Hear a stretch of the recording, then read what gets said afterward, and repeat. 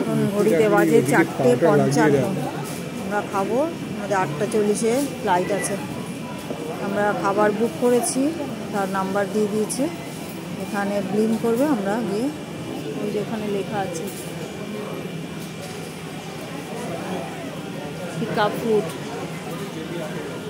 খাবার অর্ডার করা হয়েছে পরোটা এগ, পরোটা মাশরুম, পরোটা চিকেন।